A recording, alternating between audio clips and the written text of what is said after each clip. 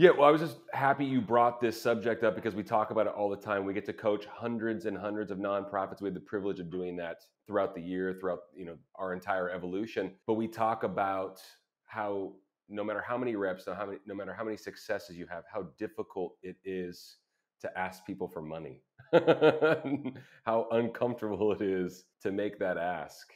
And I guess what we were saying, the impetus for this conversation was you kind of got to find a place where you're comfortable being uncomfortable, right? Yeah, I mean, I don't know what else there is to do about that. Everybody that I know, and I think any success that I've ever had in my life, it came because I got comfortable being uncomfortable because there Yeah. was always Usually things something don't come difficult. easy. No, it's all hard. You Yeah. talk to people that are great fundraisers and people who seem natural. Oh, you're so good at it. You're just a natural. But when you talk to them away from everything, and you and I get to talk to a lot of people. It's not easy for them. In fact, some of the best that I know are petrified of it, literally Yeah. petrified. Yeah. Yeah.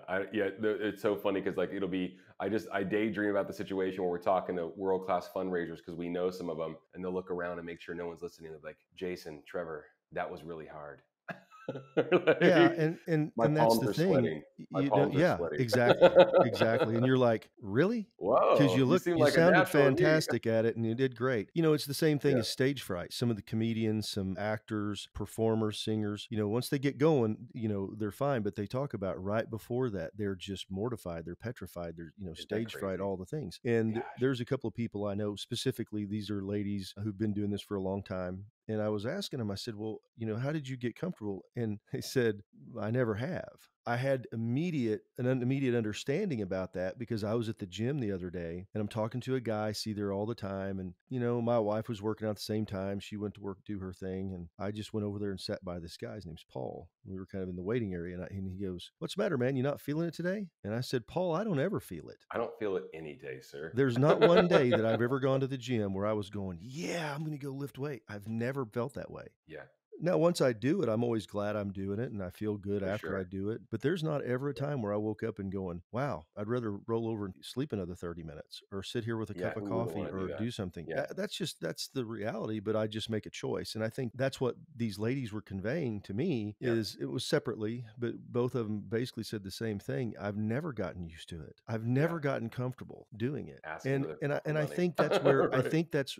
Yeah, the message here is you've got to become yeah, comfortable being uncomfortable because when you know that you're uncomfortable, when it feels weird, that's whenever the good things start happening. Because no yeah, athlete, and you can attest to this being a former professional athlete, you can attest there's never a time, and you even said it to me. You said, I start having negotiating with myself, or I would have talks about myself, trying to convince myself that oh, you know what, I probably don't need to run as hard. I don't need to push as hard. Don't need to do that. Now you wouldn't give into it, but you said, yeah, I had that all the time. My trainer, who's a yeah, guy who is big bodybuilder, yeah. really dedicated to what he does. He's never done it on stage one time in his life, but everybody around Very here, he accomplished, said though, he's very accomplished. the Yeah. best High bodybuilder in end. the state of Oklahoma, and it's never been on stage. Very, very focused, very dedicated. He said, there's not a day that I don't try to talk myself out of. There's not a morning that happens that I don't have to talk myself through it. Yeah. And also what's interesting when we talk about this subject in a macro level, regardless of what your profession is, of course, this is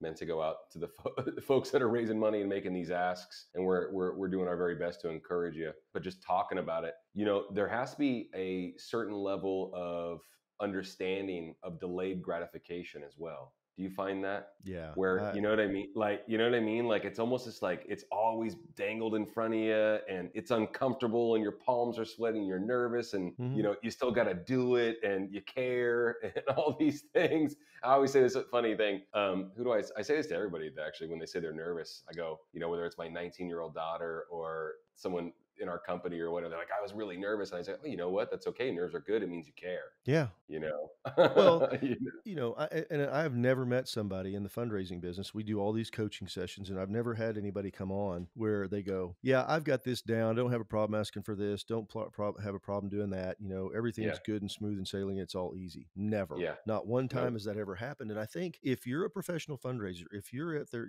whether you're an ED, CEO, director of development, on the team, whatever, know that you are not the only one that feels that way. I Oh think gosh. Yeah. everybody does. Now, Yeah. Yeah. we had a client of ours and she told her boss, literally told him, she said, "Yeah, I don't have a problem asking for money at all." When she interviewed, she said this in front of him. So when we're having this conversation, it wasn't like some hidden. Hmm. And she said, "I thought I was going to be fine because I didn't have a problem talking to people, but it terrifies me." Mm. And Isn't she that said, interesting? so I need some help." And I said, "Okay, so what do you do? What do you think you should do?" She goes, "I don't know." Yeah. And I said, "Well, remember who you're talking to, another human being Yeah. that they either care about the same care about the cause and the organization and what you guys do and the mission." Hmm. Hmm. And I said, "Get back to what you're comfortable with. Are you comfortable talking about the mission? Talk about that." Hmm. Yeah. And then what you do is you don't ask people for money, you invite them to participate. Ooh. Gosh, that's Because we big. always say asking for money. That's big. I don't think you ever wanna Ooh, ask I for love money. that. You don't Wow. ever wanna ask for money. You always Yeah. wanna just invite them to participate. Oh, I know that you can. I know that you care. Yeah. I'll never forget when you told me that. Yeah, I know that you I know you can. I can't, know know that you you care. care, and so, I'd Gosh, love it's to so have you see good. if you'd like to be a part of this. Yeah.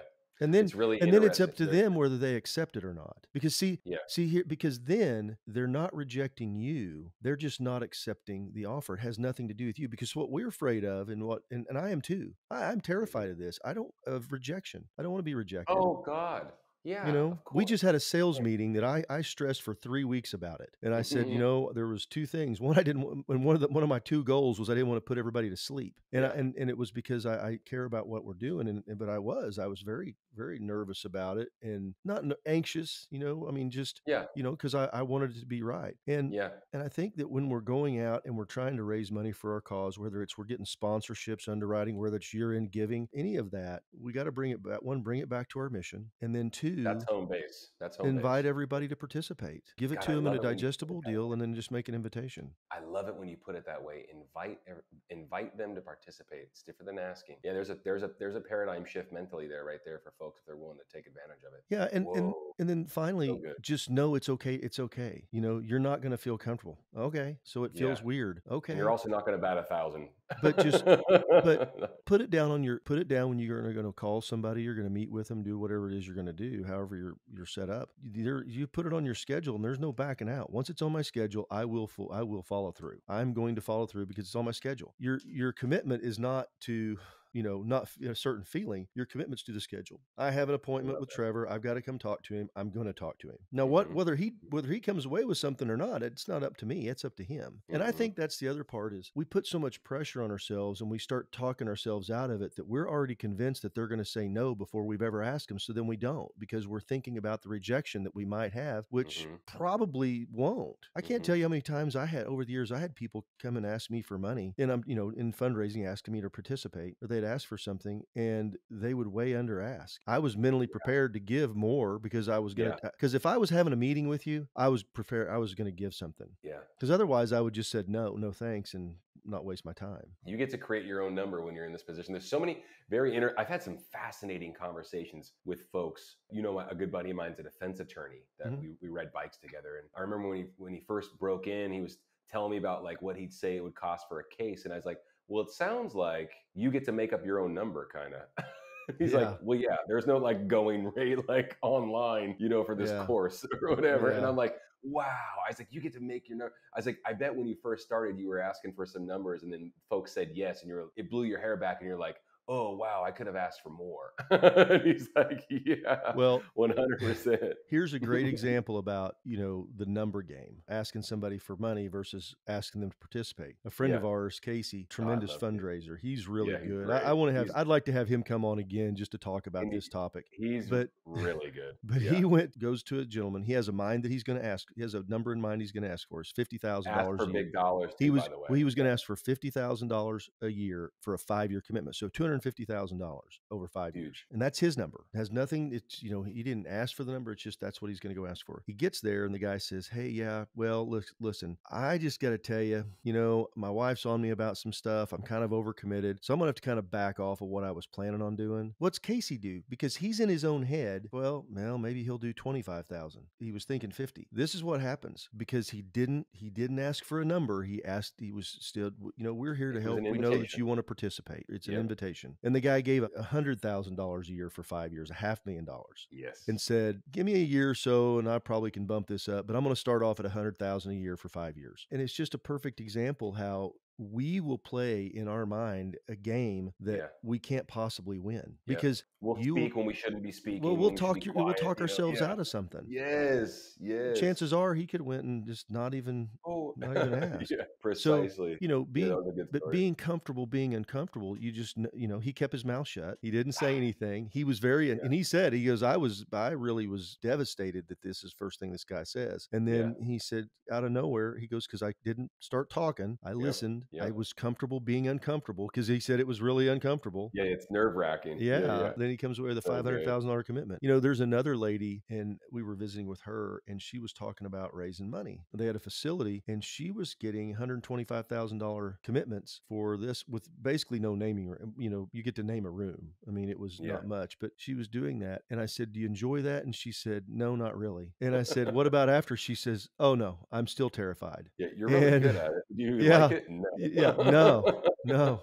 But she knows she's good at it. But then she turns around and she goes, well, I know I can do it. And she said, I just make my mind up. I'm not going to stop, And she said, I think about the mission and I start thinking about what we're doing, the lives we're changing. And that's what gets me through. It's worth it. Keep your mission first. Good call. Don't let those feelings that are going to betray you, they'll betray what you want to do, because we all have them. And that's natural. It's natural to feel that. It's 100%. Well, we're very complicated.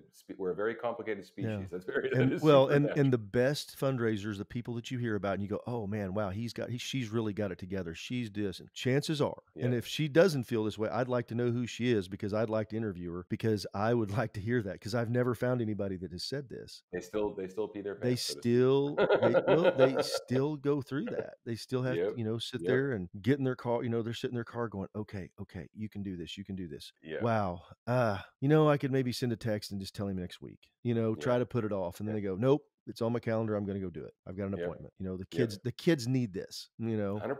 And so keep that in mind and just know that being comfortable, being uncomfortable it's part of it. That's never a bad thing. That's the experience. That's the human experience, man. That's great. I'm really glad that you brought this topic up because I think folks needed to hear it. And I really, really hope we'll definitely, you'll see this more and more other than just listening to this pod or watching it or what have you. The invitation to participate, man, that's huge. I learned so much in the last 10 minutes. I think that's awesome. Yeah.